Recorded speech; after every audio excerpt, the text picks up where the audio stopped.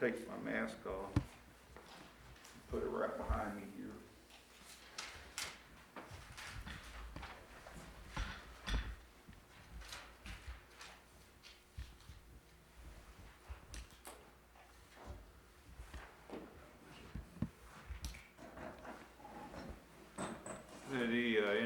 Are you ready? Everybody ready? Okay.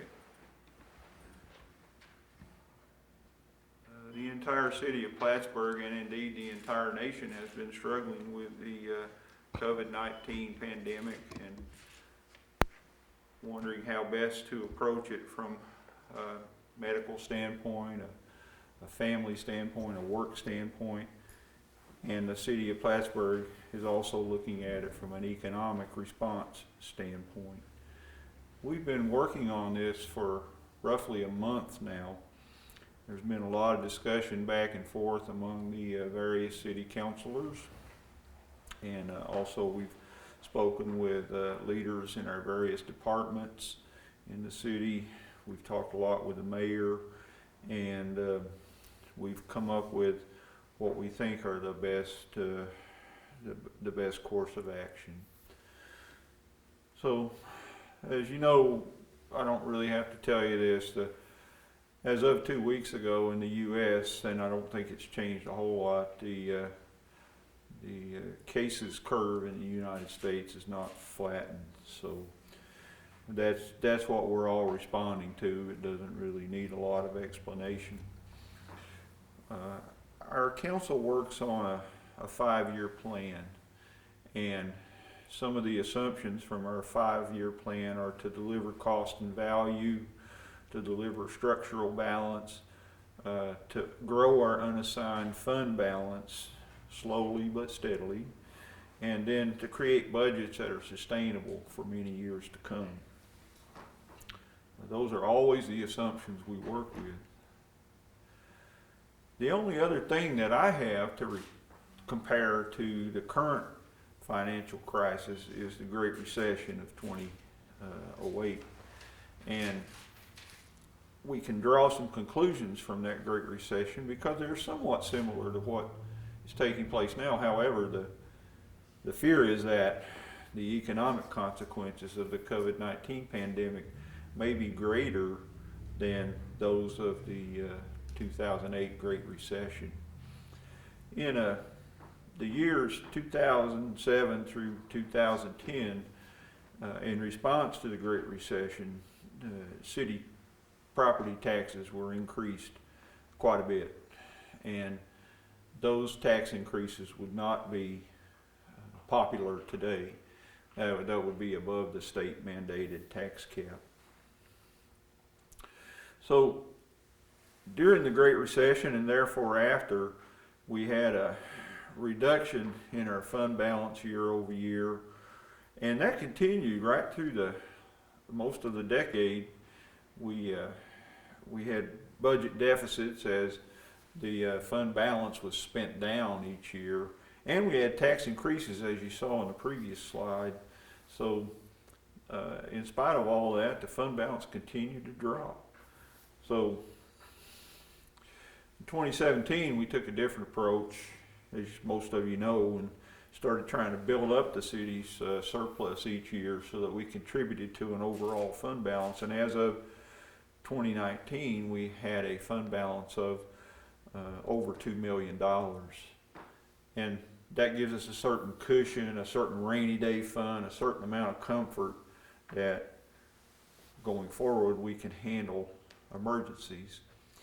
In 2020, this year, we proposed an additional surplus of over $600,000. So our fund balance at the end of the year was believed to be about $3.1 million.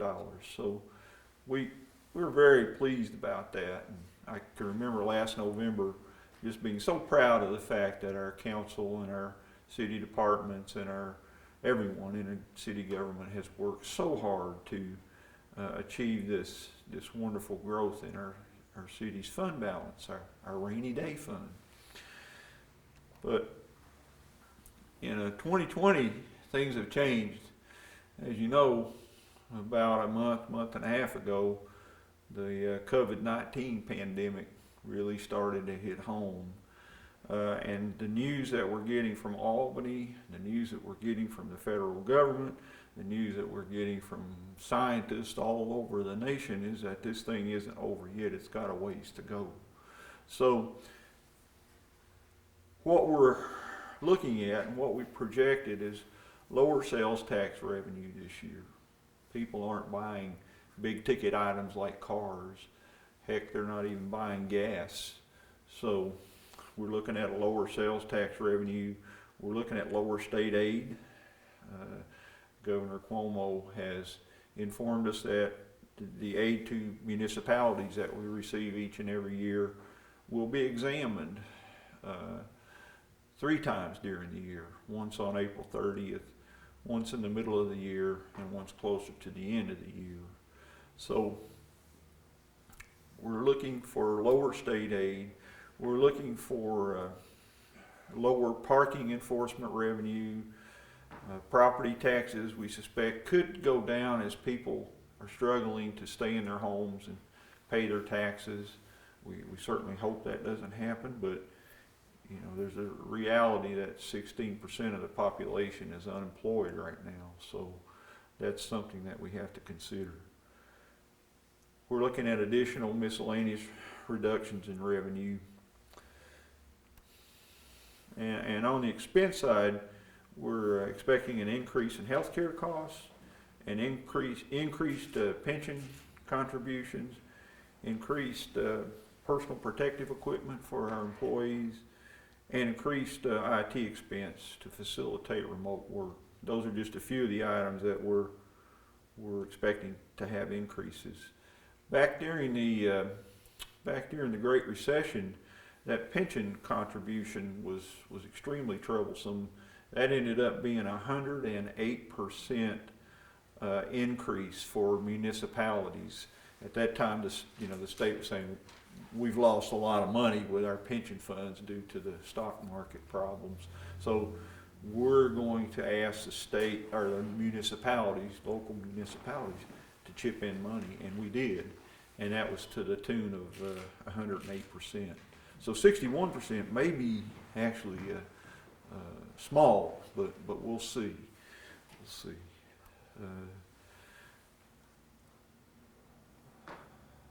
Okay, so we did all this math and came up with $5.6 million, or 24% of projected 2020 expenses. But we could be wrong about this. Although the science doesn't suggest it, the coronavirus pandemic could end in a few months instead of several months or even a year. So let's be conservative. Let's cut that 5.6 million in half and make it 2.8 million. So we have a $2.8 million deficit, or 12% of the city's projected 2020 expenses. Unfortunately, we don't have a full year to deliver those requested savings to our taxpayers. So we're already in the second quarter. Necessary to request an annualized savings of $3.7 million. Now, let me just say that since I made this slideshow, that number has come down.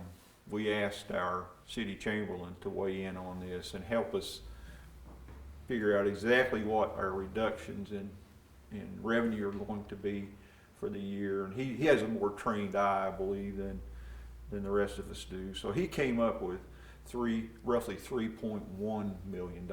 So it's not quite as dire as I predicted. And of course, people are going to ask, well, that really sounds harsh. Do we have to do this? Well, we've already cut it in half. We've already cut that number in half. 3.7 is very realistic. 3.1, the Chamberlain's estimate is very realistic, we believe. Could we raise property taxes to cover $3.1 million? That would be about a 30% tax increase. And nobody on the city council has a stomach to do that. And it's not really feasible when families are struggling and maybe they've lost their jobs and they're struggling to put food on the table. We can't really ask for a huge tax increase in that climate. So people ask, well, is this coronavirus stuff overblown? And will it be over in a month or two? Well, the science suggests the answer to that question is no. It could be a year, or at least several months. And the economic effects will last for years. So, a few weeks ago, the council met and we passed a resolution that suggested to the mayor that he had to go out and find $3.5 million in savings between now and the end of the year. So he did.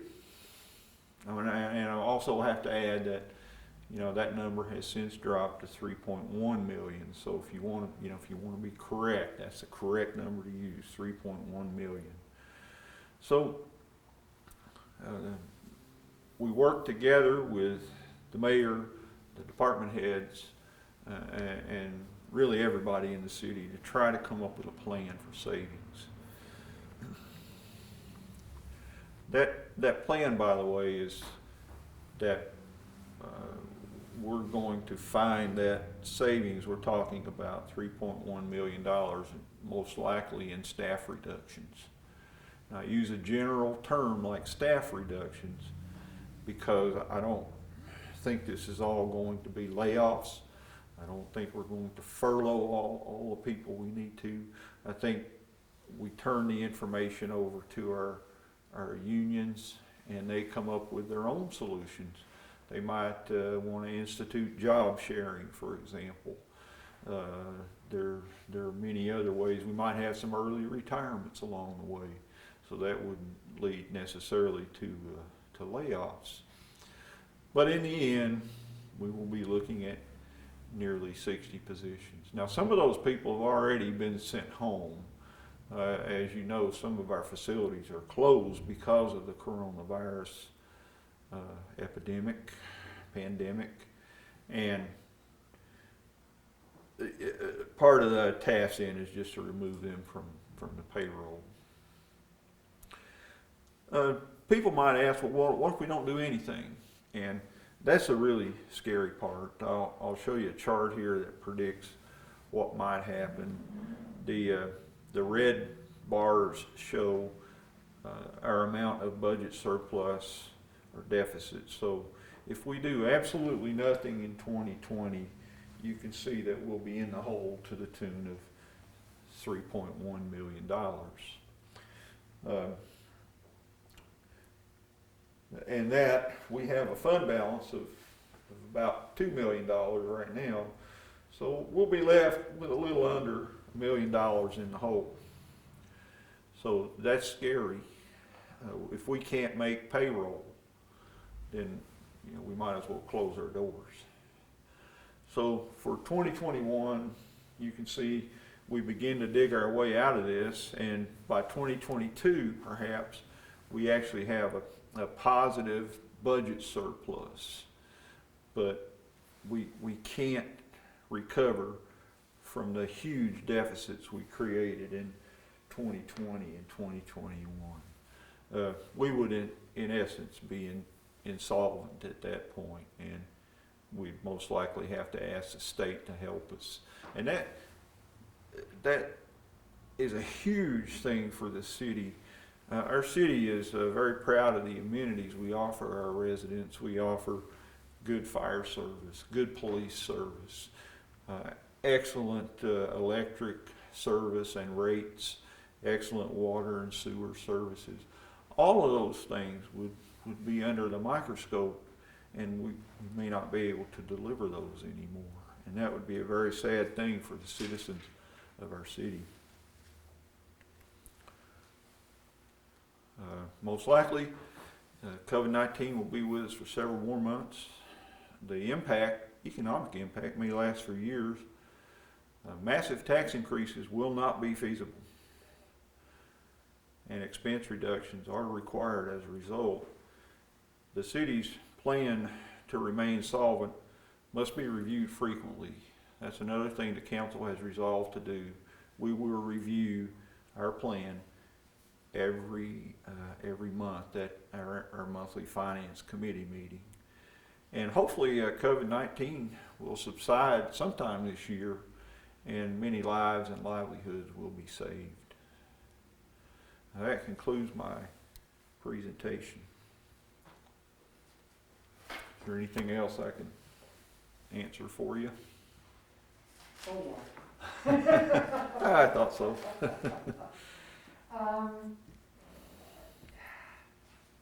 You mentioned 62 jobs last night during the meeting. Mm-hmm. There was considerable discussion about 62 jobs and such. Yes. But in the announcement of the press conference, it says 35 jobs will be restructured, Yes. furloughed, or laid off. Yes. Where's the disconnect? What's the difference? Okay, good question, Pat. The answer is that some of the people on that list of 61 are already out of a job. Library staff, for example. No, library staff, they do their. Oh, that's true. That's true. Yeah, let me stand corrected there. Make sure we get, the library board decides, you know, who gets laid off and who doesn't. So the library staff they're sitting at home now because the library's closed, but they're being paid. Okay, so let me stand corrected. Another example is the recreation department.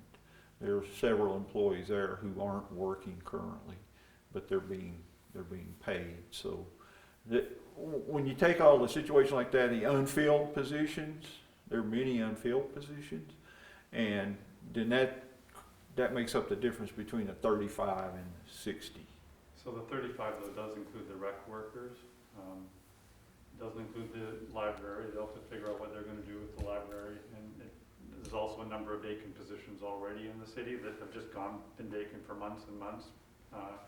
That's part of the total, because that was a budget document, that wasn't an HR document.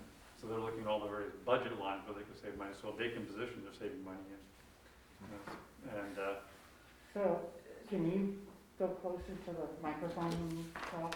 So, I'm confused. So those 30 jobs that are now gone do include library and rec, or don't? no, we have no control at all over the library. It's an independent board. They'll have to determine what they are going to do with that. They have an entry on our budget, so they're a budget item that needs to be worked out, but that's the library's determination. What about the union? How do they fit into these numbers? There's a total of 30 union jobs and 5 management jobs that are currently being discussed. And so ultimately, the union decides what happens with those. You can't say layoff, furlough, or restructure. The union has to decide that. Correct. We say, for instance, that we need to reduce our costs for, say, 6 laborers. It's up to the union to decide how that's actually done. And what about, I heard during the discussion last night, you've got concerns about civil service and such. How much of a wrench could that put into the plan? Oh, we just get the process going. We give it to civil service and the unions, and they really do the rest. And they tell us what we can and can't do, and who can and remain in their job, and who will be laid off. We don't identify people. We only identify various positions. And then civil service and the unions do all the rest. So when you're talking about these 62 jobs, last night I heard somebody mention that the 62 jobs would be abolished. Are they being abolished, or no, what's the situation? I think that was misspeak that we tried to correct at the time. There's 62, or actually I think the number was 61. There's 61 line items on the budget that are now being addressed in one way or another. Of those 61, there's only actually 35 people that we have any control over. Some work for the library, and that's their issue. They're going to have to figure out what they'd like to do with that. Some of those line items are already vacant and been vacant for some time. Some, they're on temporary seasonal work. That obviously, for instance, there's no school crossing guards because there's no school in session right now. So there's no layoffs to do there. The number of people we actually have to approach and discuss this with is 35, 30 union members and 5 management members. And for each one of those, we see what we can work out, or see what the union can work out. It might be job sharing, it might be furloughing, it might be layoffs, it might be some sort of novel approach that the union might be able to come up with for us. It might be for some managers to rewrite their contract in a different way. So those are literally probably 35 individual discussions that now have to occur at some level. So it sounds like it's not set in stone that there would be 35 Oh yeah, absolutely furloughs there's or not. layoffs. And we never said there was. I know other people have said that there are 62 people losing their jobs, but we never said that. We're identifying a budget challenge, and now we're trying to look for strategies to minimize the cost for those 35 lines that we have control over. And we're grateful that the other lines we've already can put into the $3.1 million savings by not filling a position. I've got a position right in my office that will not be filled. So that goes towards the 3.1 million because it is budgeted for. We're not going to fill it, so the savings from that helps with this. So those are the really easy ones. The hard ones are the 35 positions where there's actually people attached. Some are perhaps willing to consider an early retirement. Maybe we'll have an early retirement incentive package. If there's 2 positions that we really only need 1 person for because nobody's working at City Hall right now, maybe 2 people can job share. One can come in one day or one can come in the next day, etc. So there's all kinds of novel approaches we can do with this. So we had never said that 62 people are losing their jobs. I know that in social media that's what people have said, but that wasn't what the discussion was last night. Could I add something, Mayor? Just want to Can make you sure, come over to the mic? Sorry. I just want to make sure you understand the role the union plays in this, that those 31 positions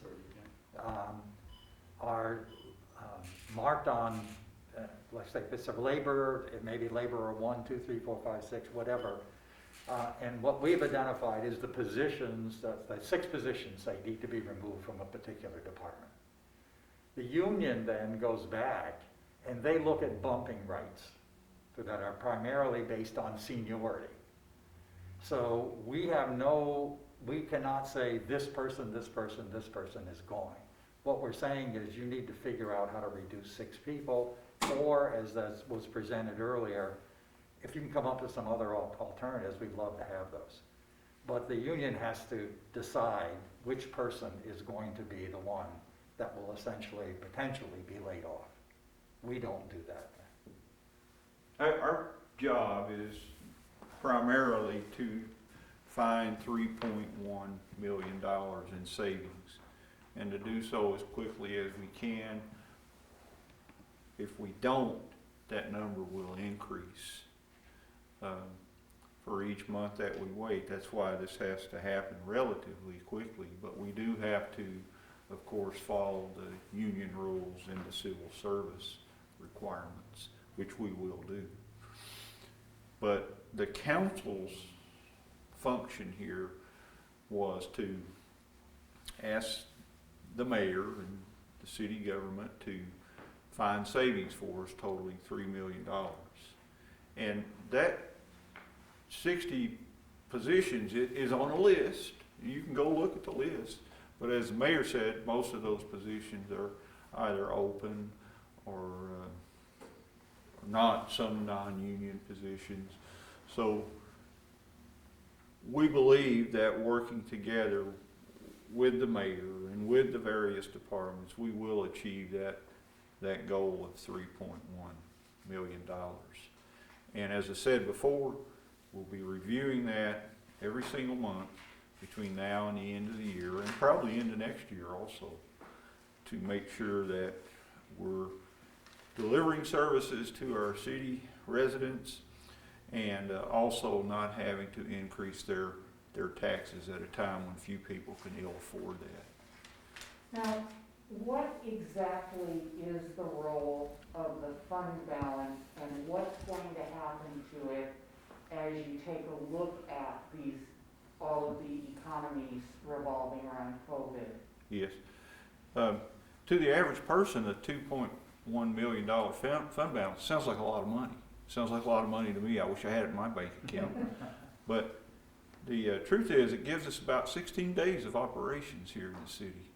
So if everything went away, all of our revenue, we could survive for about 16 days on a $2.1 million fund balance. That fund balance should be, in theory, a lot larger.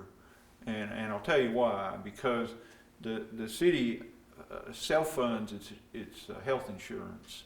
So a few catastrophic healthcare cases would bankrupt us, even with a $2.1 million surplus. So it's absolutely necessary that we keep something in the fund balance and that we continue to try to grow it a little bit. Can it be used in an absolute disaster? For example, we get to the end of the year, we haven't managed to save that $3.1 million.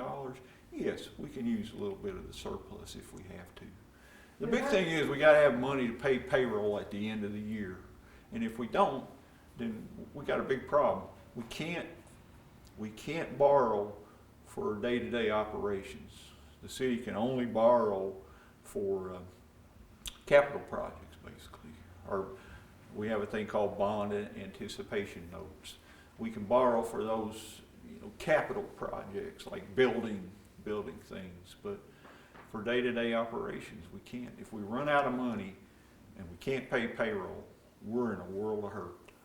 Because I think that was one thing that, I was curious about as I was watching, last night's proceedings, and Yes. probably a lot of residents would think about, why don't you just use the fund balance and reduce the impact of potential layoffs or tax increases? Yes. I hope I've been able to answer that question for you. We have to have a small rainy day fund. If we, as I said, if we can't pay payroll at the end of the year, then we're in trouble. And let me again reiterate that, the other side of the equation, what you can do is raise taxes. But again, the city council does not feel that that is an appropriate thing to do in this economic climate. One other thing about the fund balance, the councilors know they sign the audit every week, and what is it, $1 million of payroll or so every week? This is going to take us upwards of 4 or 5 weeks to go through this process.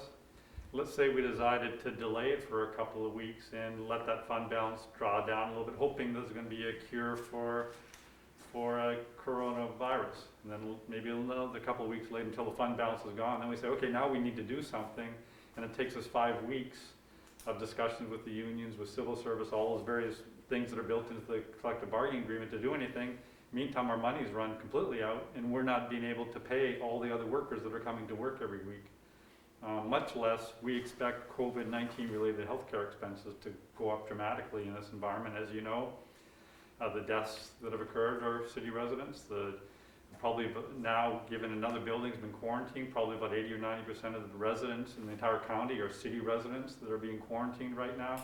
This is very much a city problem, and we expect it's going to have a particular burden on the city healthcare plan. And if any of you have been to the hospital lately, you know that just something minor, one overnight stay, could be another $50,000 or $100,000 coming directly out of that fund balance, because we don't have a Blue Cross Blue Shield to draw upon. We're self-insured. So we're highly, highly vulnerable. As a matter of fact, we believe just in normal great times that the fund balance should probably be 50 to 100% higher than it is right now. So this is not a rainy day fund that can carry us along for another couple of months to see what might happen, as you suggest. This is a fund that's already dangerously low in a process that we know is going to be long and difficult to sort out as it is. So it's one of the things that you're concerned about. If we can't address some of these issues pretty early on and just kind of hope and just draw that fund balance down, we may be putting ourselves into an incredibly vulnerable position because we know this is going to take time.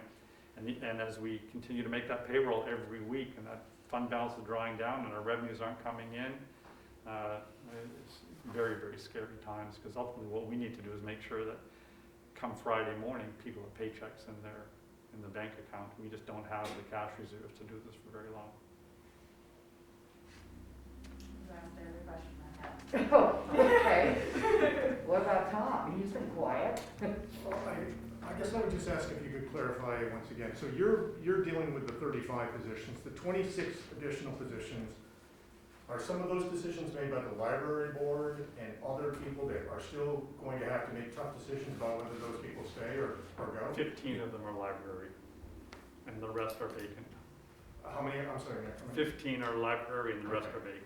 And so they're going to have to make the decision what to do with those people. That's right, and they're in the same bind as we are, really, aren't they? They've got, we've got about probably 40 employees in total in the city that are from home. Some of them can work from home. We have about 10 people logging in each day to do some work.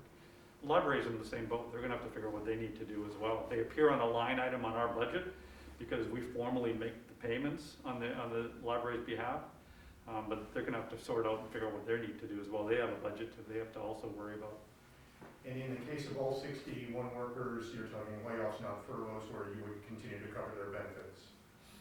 It depends on what we're allowed to do. And I think the hope is to be able to cover their health care benefits, but it may be precluded from us. There's civil service rules for certain categories and what people fit in, and so we don't even know that yet. We've been told 3 different versions of what a furlough means at this point.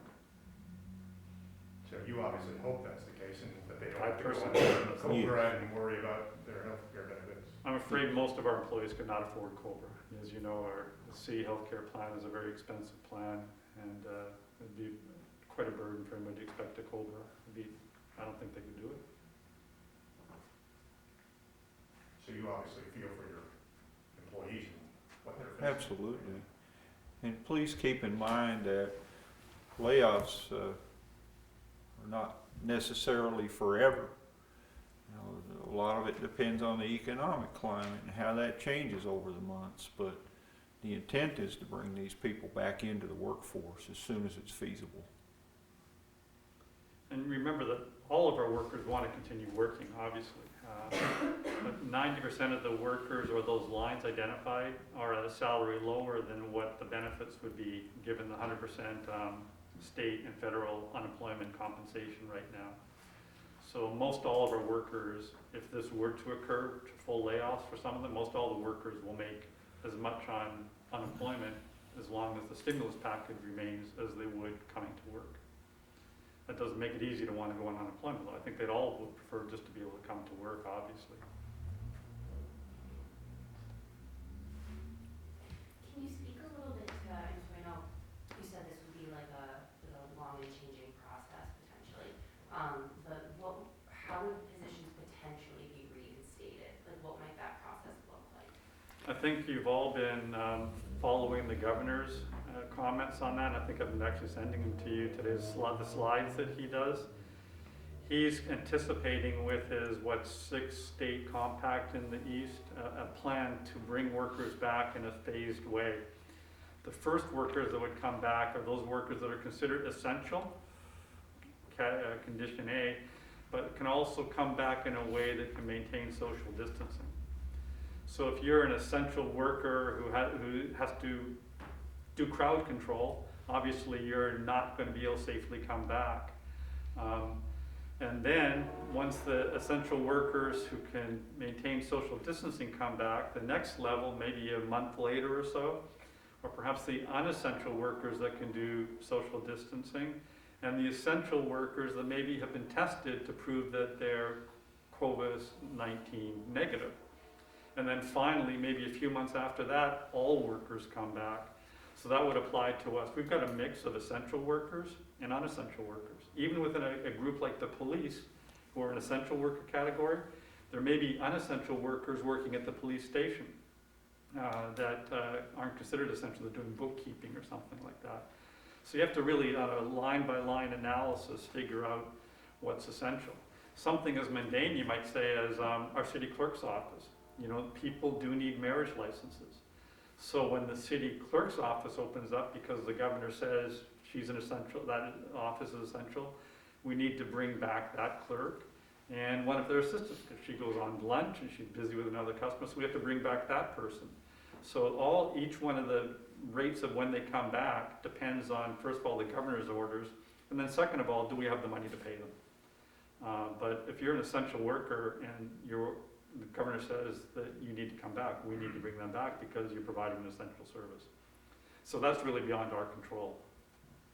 And we can all look into our crystal ball. I remember the pause was going to go to April 15th, and then it was extended to April 30th, and now it's extended to May 15th. So none of these discussions even begin until the whole pause thing actually ends. So, and then we require a good testing regime in this country, and you've heard me in my other press conferences complain that testing is abysmal, it's shameful in this country, the lack of testing. So that's all going to be put in place. We talked about the press conference the other day where we need to up the rate of testing to 200 tests per day in Clinton County to do what the president and the governor say we need to do to start bringing people back into work.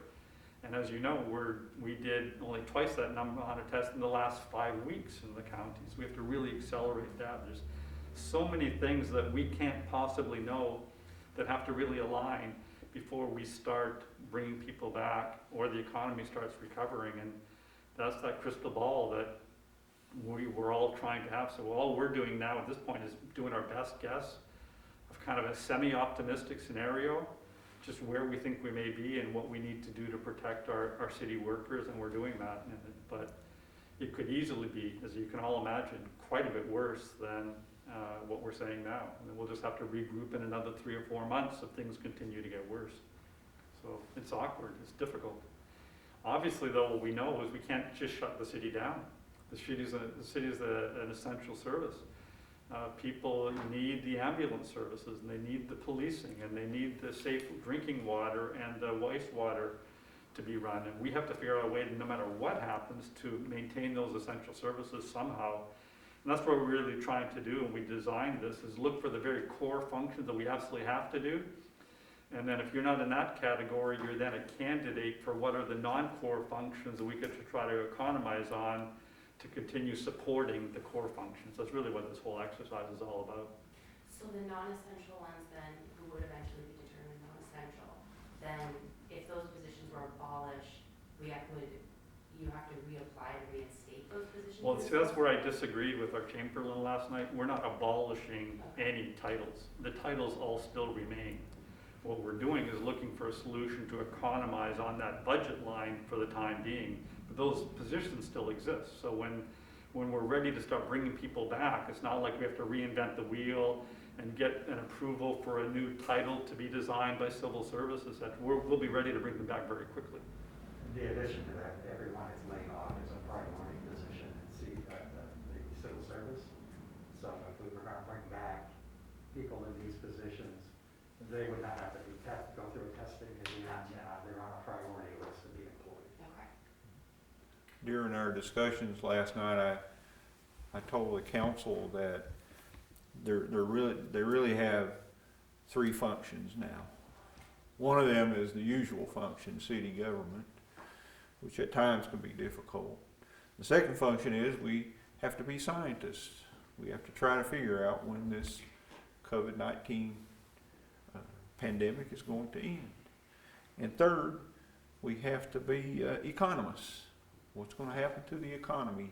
And that's the way we're going to have to operate over the next several months. And when you think about that, that's 3 tall orders. So it's going to be a challenge for us, but I believe that we all love our city enough to where we realize it's absolutely worth the challenge. By the way, to give you a sense of the scale, 35 positions is about 15% or so of our workforce.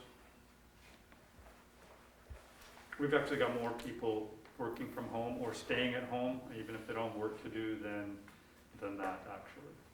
Yes, I think last night it was 25% or a quarter. No, I think what we determined, because that's not the only thing in our general fund, there's other items in the general fund like, gasoline to operate our police vehicles, etc.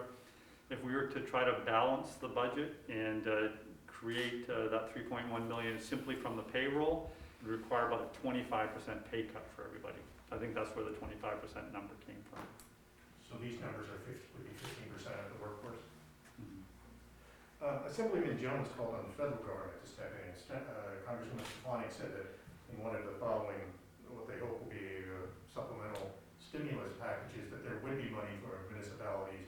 Are you hopeful that the federal government may come through with emergency money that could help you through this? Oh, I sure hope so. As you know, with the stimulus package, there's money for big business, money for small businesses, there was money for state governments, there was money for citizens. You're getting that Donald Trump check in the mail soon. There's money if you're laid off.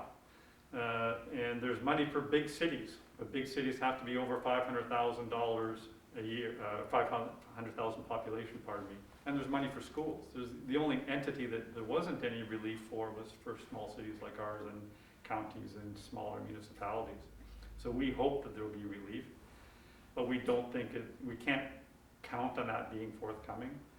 And we can't count on it as arriving before we run out of money ourselves. So it's a very awkward position, but obviously we need to worry about our small cities. And the governor spoke to that the other day.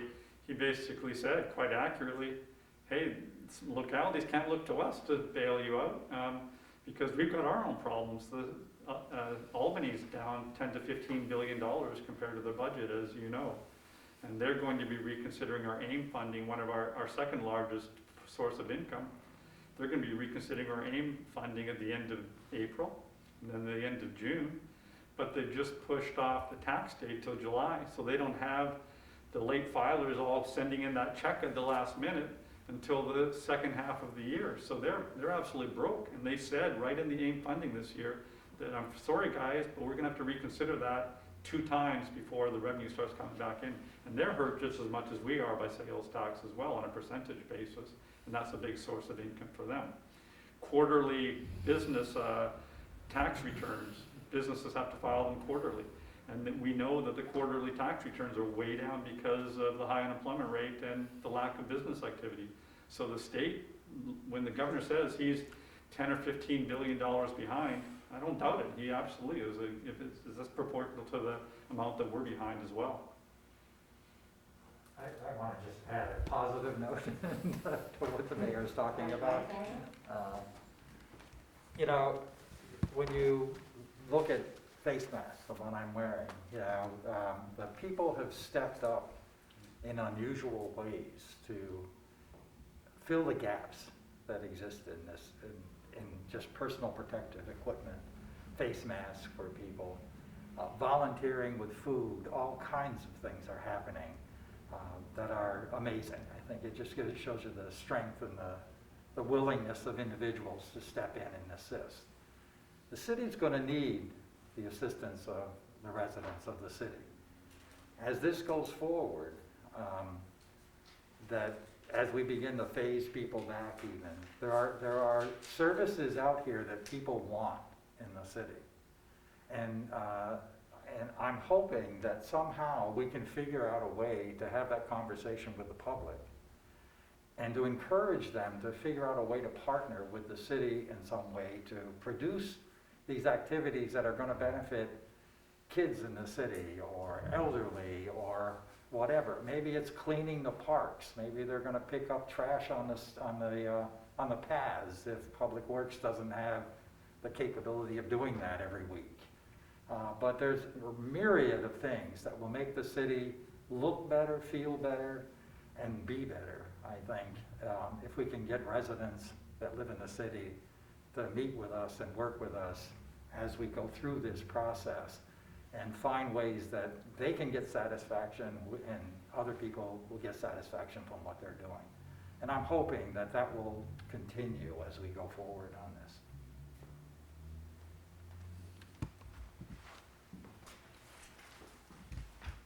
Any further questions? Well, thank you very much.